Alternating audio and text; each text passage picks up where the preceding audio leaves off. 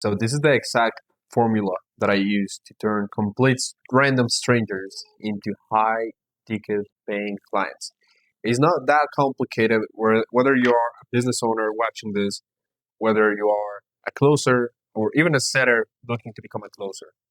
You need to understand the main key things that turn a complete stranger into a buying state.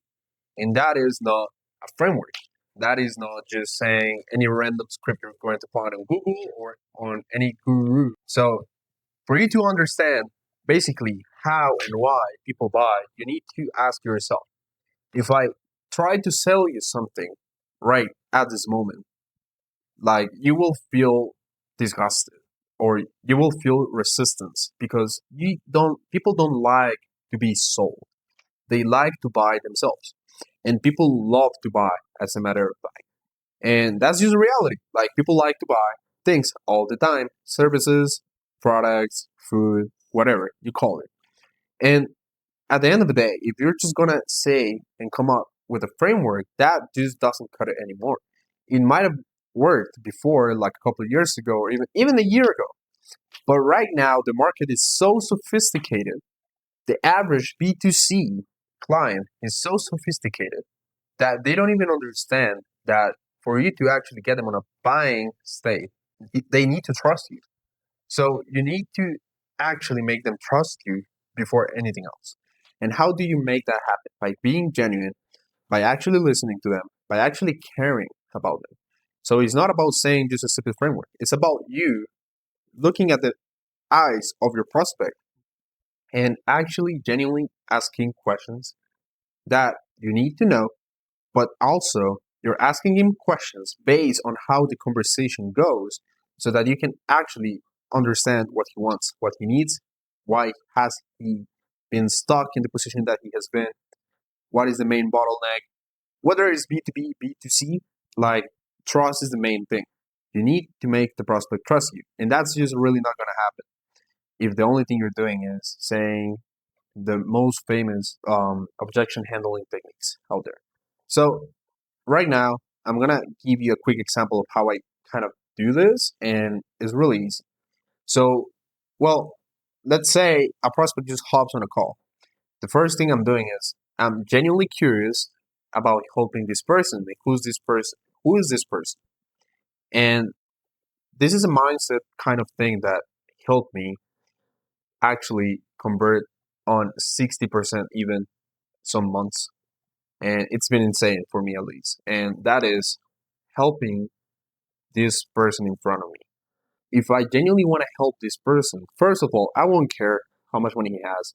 I won't care if he closes or not. And that's really gonna come up as I don't need you, you need me, and you actually want my help. And that's trust. But also the fact that I'm gonna work with this person for the next, I don't know, 3 months, 2 months, 1 month, whatever you do, whatever you offer, your program, your business is about. If I'm gonna work with this specific person for a specific amount of time, then how am I supposed to work with this person if I don't even like it? If I don't even feel like this is a good fit? So genuinely look for a good fit with a good intention to help behind it. And if you think about it this way, when you're hopping on a sales call, you're genuine, you have authority, but you also have that, okay, are you a good fit though? That's why I'm asking questions kind of frame, then it's not going to be salesy. Like you're just going to have a normal conversation, just like I'm talking to the camera right now.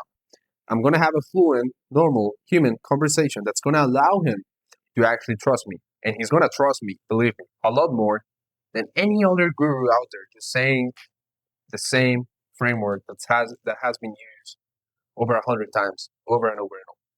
So that's really the first thing. And then if you hop into a sales call and you get nervous, and by the end of the call they shoot you an objection, you need to ask yourself what went wrong on the call. And if you even get nervous on a call, like it happens for a reason. It happened because you were afraid of losing the deal, because you wanted the money more than you wanted to actually help that person in front of you. So that's really my approach. That's how I close. It's been working. It's worked for a lot of people too, working for my students, like Jose, by the way, who just got a closing position. He just made a close last week, and he has been crushing it as a setter, working for one of the biggest programs out there right now.